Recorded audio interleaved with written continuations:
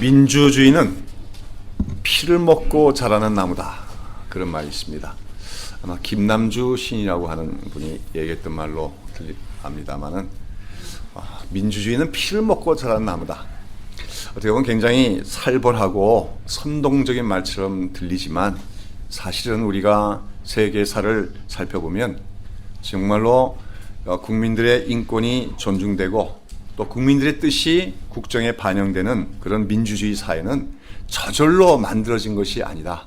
또 갑작스럽게 이루어진 것이 아니라는 것을 우리가 알 수 있습니다. 우리나라는 사실 민주주의 역사가 좀 짧아요. 그래서 사실은 우리 사회가 민주주의 사회가 됐다고 하지만 사람들의 그 사고 방식이나 행동 방식은 전혀 민주적이지 않을 때가 참 많습니다. 특별히 교회가 보면 더 그럴 때가 많아요. 교회가 대단히 비민주적일 때가 많아요. 그런데 어떤 우리가 서구 사회나 그런 사회들이 또 우리나라도 마찬가지입니다만은 한 사회가 민주 사회가 되기까지는 그 인권과 자유를 위해서 투쟁하며 싸우다가 피를 흘린 수많은 국민들의 희생과 피 위에 싹터서 자라왔다는 사실을 우리가 세계사 속에서 관찰하게 됩니다. 우리나라도 사실은 불과 한 20-30년 전만 해도 언론의 자유가 없었고 사실은 집회의 자유, 신체적인 자유 모든 면에서 우리가 구속함을 받고 있었지요. 그런데 그때와 비교하면은 우리가 정말 엄청난 자유를 누리고 있는 거예요.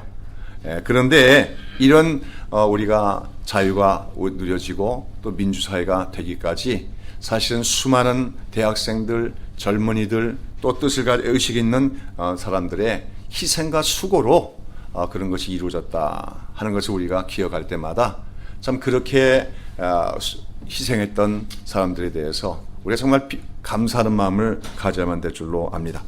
자, 그런데 이쪽에 피의 흘림의 역사 위에서 발전해 온 것은 민주주의 정치 제도뿐만이 아닙니다. 우리 기독교의 역사도 보면은 우리 기독교 복음의 역사도 수많은 순교자들의 피 흘림 속에서 발전되어 왔고 확정되어 왔음을 우리는 기억해야만 합니다. 사실 오늘 우리는 정말 한국이라는 나라에서 너무 자유롭게 신앙생활을 하고 있어요.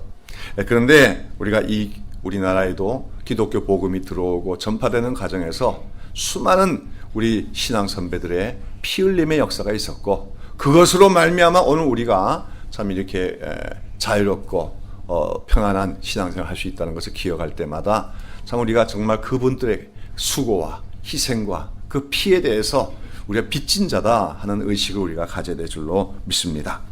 이렇게 볼 때 우리가 순교자의 피와 기독교의 복음의 역사는 서로 연결되어 있고 어떤 면에서 순교자들의 피는 하나님께서 이끌어 가시는 역사의 원동력이다. 그렇게도 말할 수가 있습니다.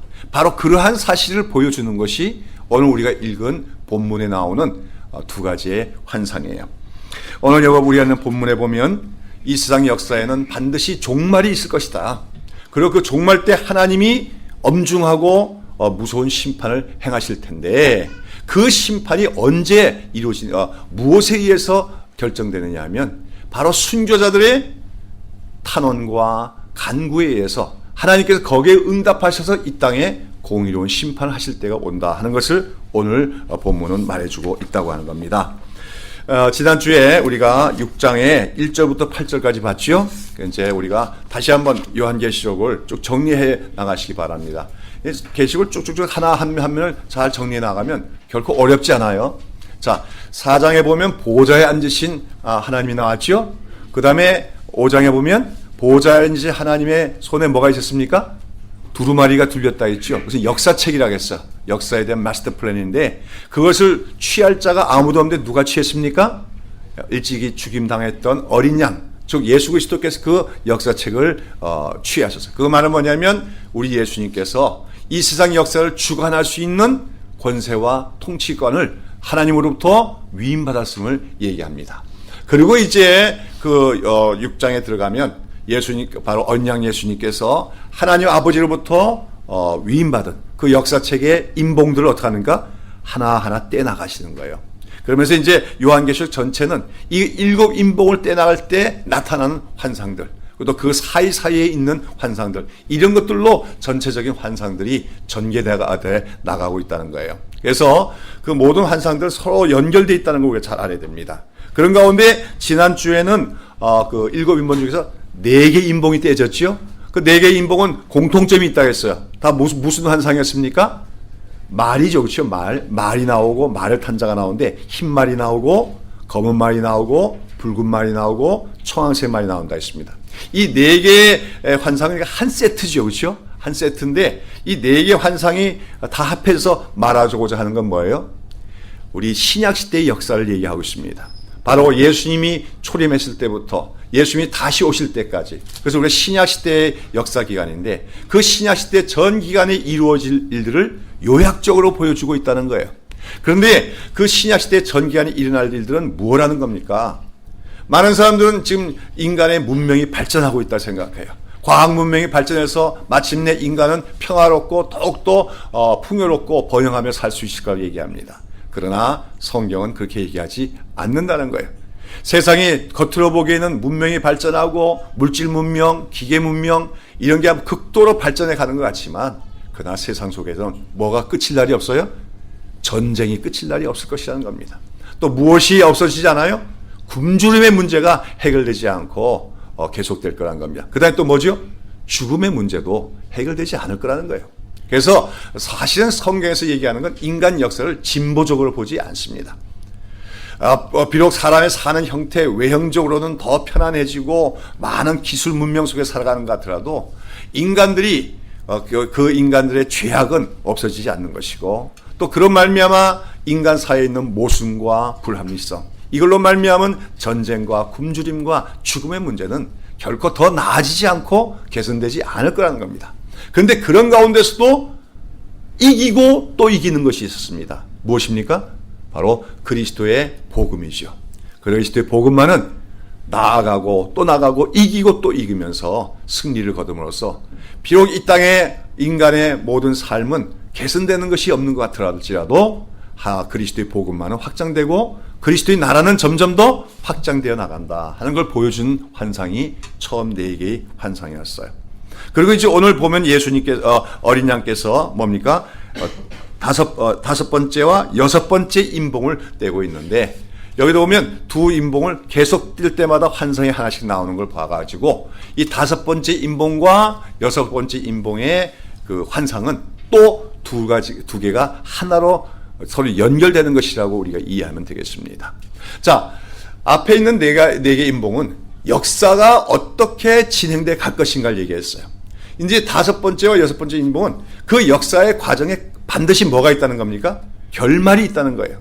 그 결말이 어떻게 온다는 겁니까? 하나님의 심판이라는 형태로 인간 역사의 종말이 올 것이라고 하는 것입니다. 근데 그 종말 때 하나님의 심판이 이루어지는데 아주 무서운 심판이 임하게 돼요. 뭐 천지개벽이죠. 정말 뭐 하늘이 막 말려가고 해가 막 그 빛을 잃고 전 막 별들이 떨어지고 이런 속에서 모든 사람이 두려워하는 그 마지막 날이 오게 되는데, 그런데 그러한 하나님의 최후의 심판이 오게 하는 아주 동기가 하나 있습니다. 물론 하나님은 하나님 자신의 뜻과 의지에서 세상을 마지막으로 심판하시고 인간 역사를 종결시키게 되겠지만, 그러나 하나님이 마침내 이 땅에 하나님의 공의로운 심판을 시행하는 것은 누구로 말미암아 하느냐면 바로 순교자들의 피 흘린 기도와 탄식과 간구에 의해서 하나님이 거기에 응답하셔서 이 땅을 공의롭게 심판하실 것이다 하는 것이 오늘 5번째와 6번째 환상이 합쳐서 우리에게 말해주고 있는 것입니다. 자, 오늘 우리가 보도록 합니다. 먼저 6장 9절에 보시면은 어떤 사람들의 모습이 나옵니까? 5째 인을 떼실 때 뭐라고 했습니까? 내가 보니 하나님의 말씀과 저희가 가진 증거를 인하여 죽임을 당한 영혼들이 제단 아래 있었다 그랬어요. 무엇 때문에 죽임을 당했어요?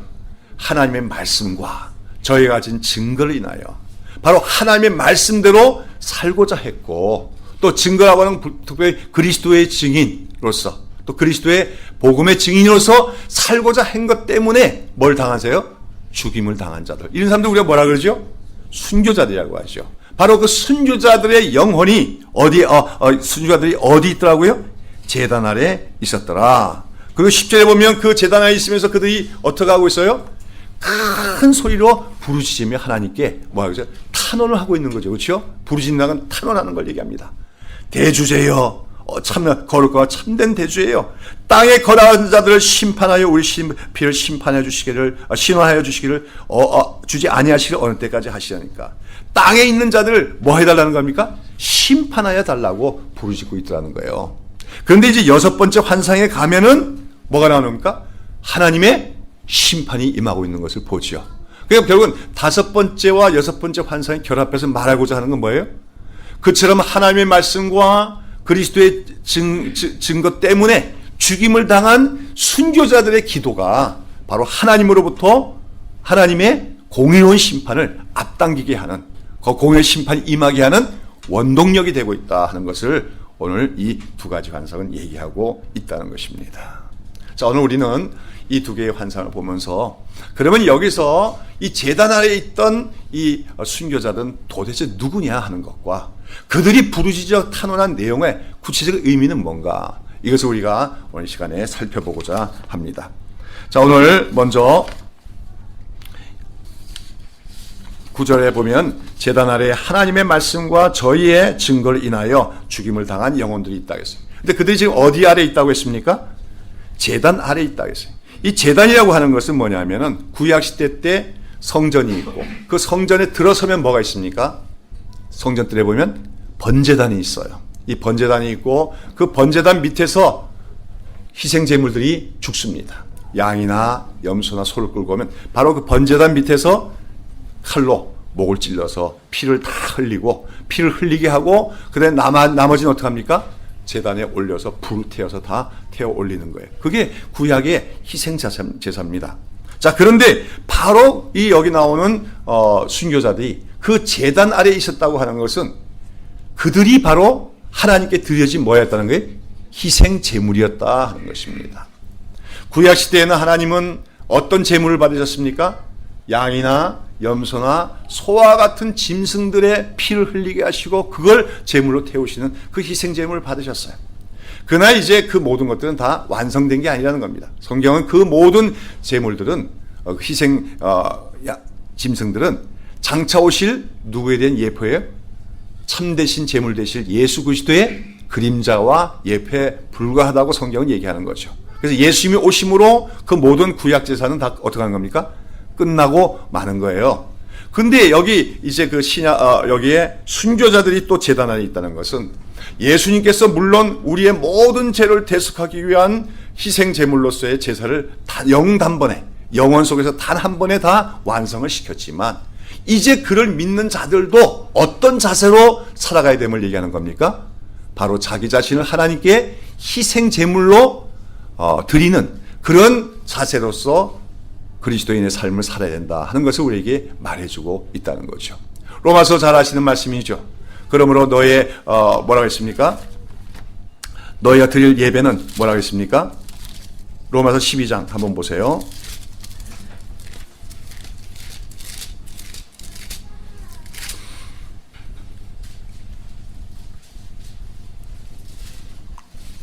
(12장 1절) 시작. 그러므로 형제들아 내가 하나님의 모든 자비하심으로 너희를 권하노니 너희 몸을 하나님이 기뻐하시는 거룩한 산제사로 드리라. 이는 너희의 드릴 영적 예배니라 하겠지요. 물론 예수님만이 우리의 모든 죄를 대속하기 위한 단번에 완벽한 제사를 드리셨습니다. 우리는 남의 죄를 속할 수 있는 능력이 없어요. 그러나 우리가 예수님의 피로써 죄소함을 받고 구속함을 받은 이후에 우리는 다시금 드려야 될 제사가 있다는 거예요. 어떤 제사입니까? 산제사예요. 죽은 짐승의 시체를 가지고 드리는 제사가 아니라 나의 삶을 통해서 드려야 될 제사가 있는데 그걸 산제사라고 합니다. 그 산제사는 바로 자기 자신을 하나님께 희생 제물로 드리는 것을 의미합니다. 오늘 여기 환상에서도 나오는 여기 하나님의 말씀과 그들이 가진 증거를 인하여 죽임을 당한 자라고 하는 것은 바로 그런 의미입니다. 그들은 하나님께 산제사를 드렸다는 거예요. 하나님의 말씀을 지키고자. 그것 때문에 세상 속에서 뭐예요? 환난을 당하기도 하고 핍박을 당하기도 했다는 겁니다. 그리스도를 증거하기 위해서 살아가다가 그것 때문에 감옥에 갇히기도 하고 매를 맞기도 하고 또한 때로는 실제로 죽임을 당하기도 했다고 하는 거예요. 여기서 죽임을 당했다는 말은 사실은 영어로 본 slaying에서 도살당했다 그 말, 칼로 목베임을 말합니다. 그럼 여기 나오는 이 제단 아래에 있는 사람들은 누구냐?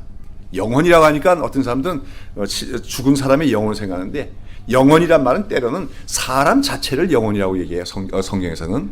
그러니까 한 영혼, 두 영혼입니다. 인간 자체가 영혼이에요. 자, 그런데 여기 나오는 사람들은 누구냐? 문자적으로 본다면 실질적으로 우리가 기독교 역사 속에 있었던 우리 주기철 목사님이나 그런 순교자들을 의미한다고 얘기하겠죠. 그분들은 정말로 하나님의 말씀대로 살고자 했습니다. 그래서 거짓과 불의에 대해서 대항하면서 싸우면서 신앙의 절개를 지키다가 실질적으로 그들은 죽임을 당했어요. 그래서 오늘 여기 나오는 제단 아래에 있는 영혼들은 그런 실질적인 문자적으로 정말 일상에서 순교한 그리스도인들을 얘기한다고 할 수 있어요. 그러나 저는 이 본문 속에 나오는 이 영혼들은 지금 순교를 당해서 하늘에 올라가 계신 그런 순교자들 뿐만 아니라 신약시대 모든 기간 속에서 오고 오는 세월 속에서 바로 그리스도의 참된 증인으로 살아가는 참된 그리스도인들을 상징하는 것이라고 저는 그렇게 해석을 해봅니다. 여러분 잘 아시는 말씀으로 사도행전 1장 8절에 보면 예수님이 뭐라 합니까? 오직 성령이 너에게 임하시면 너희가 권능을 받고 그러니까 예루살렘과 사마리아와 온 유대 사마리아 땅끝까지요 내 뭐가 되라? 증인이 되라 이렇게 말씀하셨어요. 예수님 주신 지상명령입니다. 어떤 그리스도인도 여기 예외가 없어요.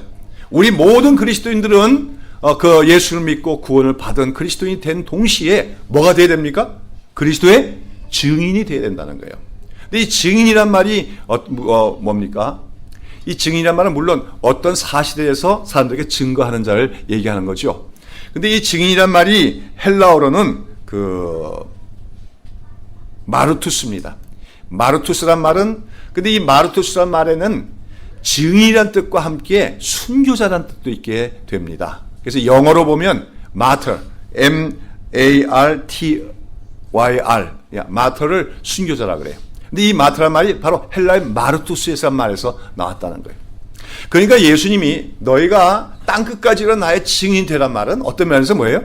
땅끝까지 이르러 나의 순교자가 되라고 하는 말입니다. 그 말은 뭐냐면 우리가 진정한 그리스도의 증인이 되려면은 우리가 세상 속에서 순교자의 자세로 살아가지 않으면 안 된다 하는 것을 의미하는 것입니다. 순교자란 건 뭡니까? 그리스도 아까 한 건 하나님의 말씀대로 살고자 하기 위해서 그리스도의 증인이 되기 위하여 죽임을 당하게 되는 것을 의미합니다. 자, 여러분 그렇다면은 제가 꼭 그것이 문자적인 그리스도인이 아니라 참된 그리스도인도 순교자가 된다고 되면서 어떻게 생각하십니까? 성경은 사실 우리가 그리스도인이 된다는 것은 우리가 정말로 거듭난다는 것은 이미 세상으로부터 죽임당한 자가 된다고 성경은 얘기하고 있어요. 사도 바울은 갈라디아서 2장 20절에서 뭐라고 합니까? 내가 그리스도와 함께 십자가에 못 박혀 죽었나니 선포합니다. 예수를 믿는다는 것은 그냥 한 종교를 택하고 교회 다니게 된다는 게 아니에요. 내가 신분이 바뀌는데 어느 정도 신분이 바뀌냐면 내가 옛날 세상 속에서 산 자입니다. 세상에 대해서 살아가는 자입니다. 그러나 이제 내가 뭐예요? 세상에 대하여 죽은 자가 된다는 거예요. 나 자신에 대해서도 죽은 자가 되는 거예요. 십자가에 못 박힌다는 것은 죽음을 얘기하는 것입니다. 내가 그리스도인이 된다는 건 뭐예요? 예수님을 믿은 그 즉시로 내가 세상에 대해서 십자가에 못 박힌 자가 되고 나의 자아에 죄악된 자에 대해서도 십자가에 못 박힌 자가 돼서 죽임을 당한다는 것을 의미합니다. 그래서 사도 바울은 말하기를 나는 날마다 죽노라 이게. 그래서 사도 바울에게 날마다 고난이 많았다는 의미도 되지만 날마다 사도 바울도 역시 자기 안에 뭐가 있습니까? 정욕이 있고 욕심이 있고 자아가 있는 것을 다 날마다 십자가 못 박아 죽이는 자세로서 살아갔다고 하는 것을 의미합니다. 우리가 알아야 될 것은 그리스도인이 된다는 것은 그리스도인이 되는 그 순간에 우리가 십자가에 못 박히는 거예요. 무엇에 대하여? 세상에 대하여. 그리고 내 안에 죄악된 자아에 대해서 십자가에 못 박히는 것을 의미합니다. 죽은 자가 되는 것을 의미합니다. 우리 안에는 아직까지도 이기심이 있고 욕심이 있고 정욕이 있어요. 자꾸만 그것대로 살아가고자 하는 우리의 욕망이 꿈틀고 옛 자아가 꿈틀고 있을 때가 있어요. 그것을 날마다 우리가 십자가에 못 박히고 오직 하나님 말씀에 순종하기 위해서 나를 굴복시켜 나갈 때 우리는 십자가에 못 박힌 자가 되어지는 줄로 믿습니다. 그렇다면 오늘 이 본문에 나오는 그 제단 밑에 있는 죽임을 당한 영혼은 반드시 문자적인 순교사만을 얘기하는 것이 아니라 사실은 참된 증인으로 살고자 날마다 자기를 십자가에 못 박아 죽이는 그런 참된 그리스도인을 의미한다고 포괄적으로 우리가 해석할 수가 있다고 하는 것이죠. 오늘 한국교회가 빛을 잃습니다. 오늘 한국교회가 소금으로서의 맛을 잃었습니다. 세상으로부터 조롱을 당하고 있습니다. 왜 그렇습니까? 많은 교인들이 있지만, 기독교인들이 있지만 죽지 않았어요. 너무나 잘 살아있어요. 자아대로 살아갑니다. 욕심대로 살아갑니다. 세상의 방식대로 살아갑니다. 죽지 않았어요. 죽지 않은 그리스도인에게서는 산 제물의 향기가 나타날 수가 없어요. 죽지 않은 그리스도에게는 악취가 날 뿐입니다. 그런 그리스도인은 빛이 될 수가 없습니다. 소금이 될 수가 없다는 거예요. 오늘 우리가 참된 그리스도인이 되려면 우리는 죽은 자가 되어야 됩니다. 십자가에 못 박힌 자가 되어야 됩니다. 세상에 대하여서 나의 자아에 대해서 십자가에 못 박힌 자가 될 때만이 그때 우리가 증거하는 모든 그리스도 복음과 그리스도의 주되심이 살아있는 말씀으로 살아있는 복음으로 사람들에게 증거될 수가 있다는 거예요. 우리가 죽지 않고 복음을 전하고 죽지 않고 그리스도의 증인이 될 때 사람들은 믿지 않습니다. 허황된 걸로밖에는 인정할 수밖에 없다는 거죠. 오늘 이 환상을 보시면서 그 제단 밑에서 탄원하며 부르짖으며 외치고 있는 그 사람들의 모습 속에 내 자신이 있다는 생각을 하시기를 바랍니다. 죽어서 하늘나라에 올라간 순교자들만 생각하지 마시고 오늘 이 땅에 살아가면서도 참된 그리스도로 살고자 나 자신을 십자가에 못 박아 죽여야 될 나 자신도 그 제단 밑에 있는 한 영혼일 수 있다 하는 생각으로 이 환상을 우리 오늘 대해야 될 줄로 믿습니다. 아무튼 오늘 순교자들이 있었습니다. 그들은 죽은 순교자뿐만 아니라 이 땅에 아직 살아있는 순교자일 수도 있는 거예요. 사도 요한이 이 환상을 봤을 때, 밤모습에서 환상을 보았을 때, 그때는 이미 주전 1세기 말로서 주 1세기 말로서 예수님의 12제자들, 12사도들은 다 죽고 누구만 남아있었습니까? 사도 요한만 남아있어요. 아시다시피 베드로는 로마에서 십자가에 거꾸로 매달려 죽였다 그러고 여러 제자들이 또 이스라엘이면 도마 같은 사람은 인도까지 복음을 전도가서 또 거기서 순교를 당하기도 하죠. 정확하게 모르지만 여하튼 예수님의 12제자, 12사도들이 다 순교를 당했습니다. 그리고 마지막으로 남은 한 사람이 사도 요한이었어요. 그러면 사도 요한은 순교자였을까 아닐까요? 그는 어떤 의미에서 이 땅에 살아있는 순교자였다고 얘기할 수 있습니다. 왜냐하면 그도 하나님 말씀을 지키려고 살다가 고난을 당하고 있었고 그리스도의 복음을 증거하다가 지금 엄청난 핍박을 당해서 밤모섬에 유배되어 있었기 때문에 그도 육신적으로는 이 땅에 살아있지만 사실은 영적인 면에서는 순교자였다. 제단 밑에 있는 한 영혼이었다고 얘기할 수가 있다고 하는 거죠. 아무튼지 오늘 우리 그리스도인들은 제단 밑에 있어야 됩니다. 그래서 우리 자신을 날마다 하나님께 산제물로 우리 자신을 희생제물로 드려야 됩니다. 그리고 우리 자신을 순교자로 여길 수 있어야 됩니다. 십자가에 못 박아 죽이는 자가 되어야 됩니다. 그리고 우리는 하나님께 부르짖어 기도할 수 있어야 된다는 거지요. 어떤 기도입니까? 10절에 보시면 큰 소리로 불러 가로되 거룩하고 참되신 대주제여 땅에 거하는 자들 심판하여 우리 피를 신원하여 주지 아니하시기를 어느 때까지 하시려나이까 그러죠. 그 제단에 있는 죽임당한 영혼들이 부르짖는 게 뭡니까? 우리 피를 왜 심판해 주지 않으십니까? 아직까지 왜 우리 피를 신원하여 주지 않으십니까? 그럽니다. 신원하여 주십시오 그건데 신원한다는 말이 무슨 뜻입니까? 신원한다. 원한을 풀어준 거죠. 그렇죠? 신원이라는 게 원한을 풀어주는 거예요. 복수해 주는 걸 얘기해요. 영어로 하면 리벤지. 복수해 주는 거, 보복해 주는 걸 얘기하는 겁니다. 내가 억울한 일을 당했어요. 내가 원통한 일을 당했어요. 내 원수가 있는데 그 원수를 갚아주는 것, 원한을 갚아주는 게 신원하여 달라는 거예요. 근데 지금 이 제단 밑에 있는 영혼들이 그처럼 외치는 거 아닙니까? 원한을 갚아주십시오. 좀 이상하지 않아요? 원수를 갚아달라는 건데. 우리 예수님 뭐라 했습니까? 원수를 갚으라고 얘기했습니까? 아니죠. 원수까지도 사랑하고 축복을 하겠는데 지금 이 영혼들은 우리의 원한을 갚아달라고 그렇게 부르짖고 있다는 거예요. 모순이 아니냐는 거죠. 여기서 우리가 알아야 될 것은 이들이 지금 부르짖고 있는 것은 자기의 사사로운 어떤 억울함과 사사로운 어떤 손해본 거에 대해서 하나님이 갚아달라고 하는 것이 아닙니다. 이들이 지금 신원해달라고 하는 그 속에는 하나님의 영광, 하나님의 주권, 여기에 대한 뭡니까? 간절한 소원을 가지고 지금 부르짖고 있는 거예요. 그들은 바로 이 땅에 하나님의 영광이 이루어지기를 위해서 살았던 사람입니다. 그들은 바로 이 땅에 하나님의 통치가 이루어지기를 바라면서 증거했던 사람입니다. 모든 사람의 그리스도만이 참된 주님이시라고 외치다가 고난을 당한 사람들입니다. 그러면서 그들은 얘기하는 것입니다. 그러나 사람들이 그 말을 믿지 않습니다. 사람들이 그걸 거부합니다.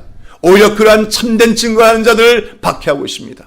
이러한 세상에 대해서 어떻게 하시겠습니까? 이제 하나님의 공의로우심을 나타내시었고 하나님이 살아계심을, 그리스도가 참된 주인이심을 나타내 주시옵소서. 이 땅에 하나님의 공의로운 심판을 시행하심으로 말미암아 우리 하나님의 살아계심과 우리 예수 그리스도의 주권과 통치권을 나타내 주시옵소서. 그들이 그렇게 기도하고 있다고 하는 것이에요. 그래서 오늘 우리 이 본문을 이해하는데 우리 성경을 성경으로 풀어야 되니까 여기에 대한 가장 명백한 설명을 해주는 주석이 될 수 있는 본문이 있어요. 그게 뭐냐면 누가복음 18장입니다. 한번 보십시오. 누가복음 18장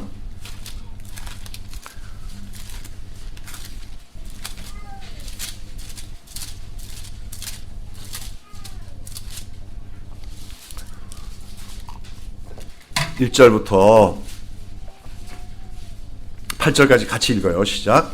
항상 기도하고 낭망치 말아야 될 것을 저에게 비유로 하여 가라사대 어떤 도시에 하나님을 두려워 아니하고 사람을 무시하는 한 재판관이 있는데 그 도시에 한 과부가 있어 자주 그에게 가서 내 원수에 대한 나의 원한을 풀어주소 하되 그가 얼마 동안 듣지 아니하다가 후에 속으로 생각하고 하되 내가 하나님을 두려워 아니하고 사람을 무시하나 이 과부가 나를 번거롭게 하니 내가 그 원한을 풀어주리라. 그렇지 않으면 늘 와서 나를 괴롭게 하리라 하셨느니라.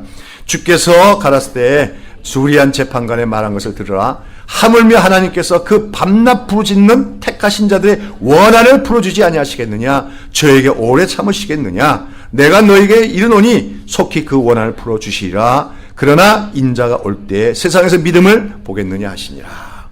여기 어떤 말이 나옵니까? 원한을 풀어준다는 거 있죠. 여기 나오는 하나님은 어떤 주님이라겠어요? 밤낮으로 부르짖는 택하신 자들의 원한을 풀어주시는 분이라고 설명이 되어 있습니다. 여러분 이 본문의 대로 하나님을 설명해 보십시오. 하나님은 어떤 분이라고요? 밤낮으로 부르짖는 택하신 자들의 원한을 풀어주는 분이에요. 아시겠습니까? 하나님은 사랑의 하나님이다. 공의 하나님 많이 아시고 계신데 오늘 이 본문 속에서 이런 명백한 또 하나님에 대한 개념을 잡으시기 바랍니다. 어떤 분이라고 다시? 밤낮으로 부르짖는 택하신 자들의 뭐를? 원한을 풀어주신 분이 있어요. 여기 보면 택하신 자들, 이건 진정한 그리스도를 얘기하는 거죠. 부름받은 자는 많으나 택한 자는 적다 그랬어요. 교인들은 많지만 정말 구원받은 그리스도는 많지 않은 겁니다. 그런 가운데 진정으로 구원받은 자를 택하신 자라 그러죠. 그런데 그 택하신 자들은 무엇이 있게 마련이라고 얘기하는 겁니까? 원한이 있게 마련이라는 거예요. 그리고 그 원한을 가지고 그들은 밤낮으로 뭐 한다고요? 부르짖는다는 겁니다. 그럴 때 하나님께서 그 부르짖음을 들으시고 뭐 한다는 거예요?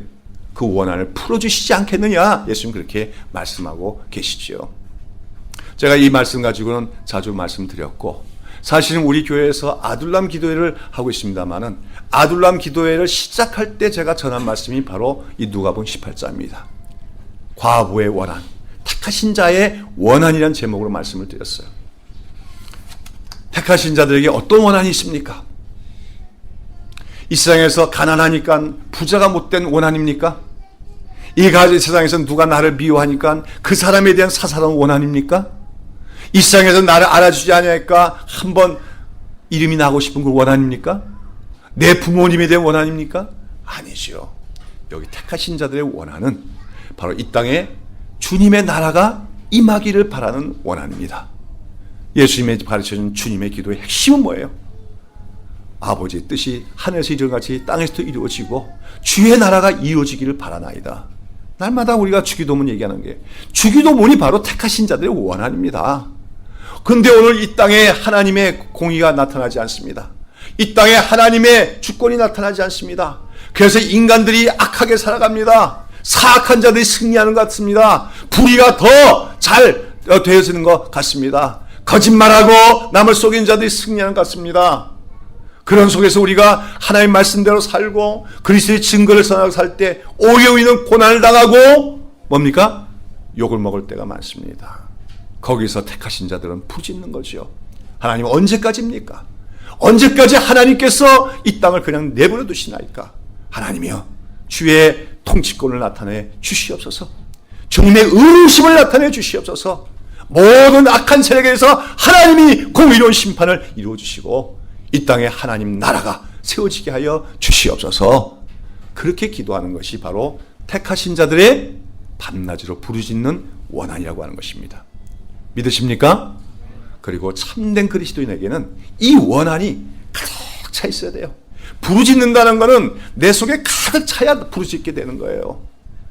입술로 되뇌는 정도가 아니라 부르짖는 것은 내 안에 원한이 가득 찼기 때문에 부르짖게 되는 거예요. 그러나 오늘 많은 기독교인들이 그 원한이 있습니까? 세상에서 어떻게 하면 내가 더 좀 많은 걸 가질까? 세상에서 내가 어떻게 하면 좀 더 누려볼까? 내가 세상에서 어떻게 하면 사람들한테 인정받을까? 심지어는 주의 종이라고 하는 목사들마저도 세상의 영광을 추구하고 그런 속에서 정말로 이 땅에 하나님의 공의로우심이 나타나고 하나님의 뜻이 실현되고 그런 모든 악에 대한 하나님의 정의로운 심판이 이루어지기를 안타깝게 부짖을 정도로 그 원한이 사무친 마음이 오늘 우리에게 있느냐 하는 것입니다. 오늘 이 본문은 그것을 얘기해 주고 있는 거예요. 그 하나님의 통치권, 하나님의 주권, 우리 그리스도의 왕되심, 이것이 오직 이 땅에 나타나기를 안타까운 마음으로 원한 맺히듯이 기도하고 있을 때 하나님께서는 잠시만 기다려라 얘기합니다. 그러면서 너의 동무들, 너처럼 하나님의 말씀과 그 증거로 인하여 목배임을 당하는 자들의 숫자가 채워질 때까지 기다리라고 말씀하십니다. 다른 말로 하면 뭡니까? 원한 맺힌 기도를 하는 자의 숫자가 더 차질 때까지 기다리라는 말이에요. 그러더니 마침내 뭐가 합니까? 하나님의 심판이 임하더라고 오늘 이 환상은 말해주고 있습니다. 사랑하는 여러분, 오늘 우리가 기억해야 될 것은 이 세상 역사를 누가 움직여 나가는 것이냐는 거예요. 힘 있는 자들요? 권력자들이요? 강대국이요? 아닙니다. 하나님이 친히 운영하시는 것이지만 그 하나님께서 무엇에 의해서 세상 역사를 진행 나가셔요? 택하신 자들의 부르짖음을 들으시고 자기 영혼이 제단 밑에 있는 자처럼 여겨지면서 자기의 몸을 산자사로 드리는 그 자들이 정말 하나님의 영광과 하나님의 오로지 그 주권만을 위하여 간절히 부르시며 하나님의 공의로운 심판을 탄원하는 기도를 올릴 때 마침내 하나님께서 거기에 응답하시고 거기에서 하나님의 공의로움을 나타내실 것이다 하는 것이 오늘 이 본문이 우리에게 말씀해 주는 요지인 것을 기억해야 될 줄로 믿습니다. 언젠가는 마지막 때가 옵니다. 하나님은 사랑의 하나님으로 나타나셨습니다. 우리를 너무나 사랑하셔서 자기 아들 예수 그리스도를 어린 양처럼 주셨던 분이에요. 그러나 끝끝내 그 말씀을 듣지 않고 복음을 복종하지 않는 자들, 이 땅에서 권세를 누리며 이 땅에서 뭡니까? 그 행복을 추구하고만 살아가는 모든 인간들에서 마침내는 하나님이 진노하실 때가 옵니다. 그것을 어린 양의 진노라고 합니다. 그런데 그리고 하나님의 공의로운 심판하실 때가 옵니다. 근데 그것은 바로 택하신 자들의 기도에 양이 채워질 때 그때 하나님의 그러한 공의로운 심판은 임하실 것이라고 오늘 본문은 말해주고 있는 것입니다. 근데 우리는 오늘 이 본문을 어떻게 적용해야 되냐 할 때 최후의 심판뿐만 아니라 이 세상 역사 속에서는 하나님의 부분적인 그런 잠정적인 심판도 있다는 것을 알아야 됩니다. 여러분 최근에 중동 국가들 에집트나 리비아가 무너지는 거 보지 않았습니까? 그들의 정권이 얼마나 탄탄해 보였습니까? 그 불의와 독재 권력이 얼마나 강해 보였습니까? 그러나 무너졌어요. 비록 이슬람권에서 일어나는 역사지만 그러나 그 속에 하나님의 공의로운 심판의 손길이 있는 줄로 믿습니다. 북녘 땅에 대해서도 마찬가지입니다. 김정일 정권에 대해서 때가 되면 하나님이 심판하실 때가 올 줄로 믿습니다. 그러나 거기에는 우리의 기도가 있어야 되는 거예요. 택하신 자들의 원한 맺힌 기도가 있어야 되는 거예요. 남북 통일, 그것이 우리 민족의 소원이고 우리 민족이 번영하는 기이기 때문이 아니라 사실은 그 일을 통해서 하나님의 살아계심이 나타나야 되겠기에, 그 땅에도 하나님의 왕되심이 나타나야 되겠기에, 우리 예수님이 참된 왕이심이 그 땅에도 나타나야 되겠기에 우리는 그날을 기다리며 원한 맺히자로 기도해 나갈 때 마침내 그 기도하는 자들의 숫자가 채워지고 기도한 양이 채워질 때 하나님께서는 이 땅의 역사 속에서도 개입하시고 친히 공의의 심판을 해주심으로 하나님의 영광을 나타내게 되실 줄로 믿습니다. 사랑하는 여러분, 우리 교회가 이제 곧 이전하게 되었습니다. 근데 제가 이 교회에 와서 제가 새벽이슬 교회를 담임하게 된 가장 큰 이유 중에 하나가 사실은 아둘람 기도 때문에 시작한 거예요. 제가 사실은 다른 교회에 좀 기성교회를 목회하면서 내 나름대로의 기도회를 하기가 힘들더라고요. 그래서 비록 서너 명이라도 좋다. 정말로 그 나라와 그 의를 구하는 자들, 정말 하나님 나라 때문에 원한 맺힌 듯이 기도할 수 있는 동역자들이 있다면 합심하여 기도하는 그런 기도회를 이루기를 바랬습니다. 그러다가 새벽이슬 교회를 담임하게 되고 아둘람 기도회가 시작되게 됐을 때 얼마나 감사하고 감격했는지 몰라요. 우리가 아둘람 기도회를 통해서 267회를 기도해왔지만 눈에 볼 때는 큰 일이 일어나지 않은 것 같습니다. 그러나 저는 마음속으로 하나님의 음성을 듣습니다. 조금만 더 기다려라. 조금만 더 기다려라. 너의 기도가 헛되지 않다. 너희의 기도가 쌓이고 있다. 그리고 너의 기도가 채워지는 그날에 내가 분명히 나의 공의롭고 나의 정의로운 손길을 나타내 주리라. 내가 너의 기도에 응답하리라고 오늘 주님은 말씀하고 계신 줄로 믿습니다. 오늘 여러분 이 본 5번째, 6번째 환상을 남의 걸로 보시고 하시고 바로 우리의 것으로 보시기를 바라고, 거기 제단 밑에 있는 그 영혼들이 다른 사람이 아닌 우리일 수 있다는 사실을 믿으시고 오늘도 다시 한번 이 땅에서 택하신 자들의 밤낮으로 부르짖는 원한을 하나님께 기도로서 올려가는, 그래서 우리 기도를 들으시고 마침내 하나님께서 이 땅에, 이 나라에, 이 민족에 하나님의 공의로움을 나타내시고 주의 영광을 나타내는 시대가 올 수 있게 되기를 예수님의 이름으로 축원합니다. 기도하겠습니다. 사랑하신 하나님 아버지, 오늘도 이렇게 하나님 앞에 나와 보좌 앞에 나와 예배하게 됨을 감사드리고 무엇보다도 우리를 참 하나님의 뜻을 이루어가는 데 쓰임받는 그런 기도의 일꾼들로 불러주심을 감사를 드립니다. 제단 밑에 있는 죽임당한 영혼들이 안타까이 그 신원하여 주시를 부르짖을 때 마침내 하나님께서 그 기도를 들으시고 이 땅에 공의로운 심판을 내려주신 것처럼 오늘도 우리 나라, 우리 민족, 한국 교회를 바라볼 때 너무나 안타까운 일이 많지만 수많은 사람들이 영혼이 죽어있고 잠들어 있는 가운데 우리 교회가 아버지와 아둘람 기도를 통해서 기도에 대해 사명이 있음을 가르쳐 주신 것을 감사를 드리옵나이다. 우리들이 순교자가 되게 하여 주시옵소서. 참된 증인들이 되게 하여 주시옵소서. 날마다 우리 자신을 십자가에 못 박아 죽이는 자가 되게 하여 주시옵고 오직 주의 영광을 위하여 주님의 그 주권이 이 땅에 나타나기를 위하여 간구하되 원한 맺힌 자의 아버지 탄식하는 기도로 통하여서 하나님의 뜻이 이 땅에 이루어지게 하여 주시옵소서. 새벽이슬 교회를 하나님 돌보아 주시고 이 교회가 그러한 밤낮으로 부르짖는 택하신 자들의 기도의 공동체가 될 수 있도록 또한 축복하여 주시옵소서. 모든 말씀 예수님의 이름으로 기도드리옵나이다. 아멘.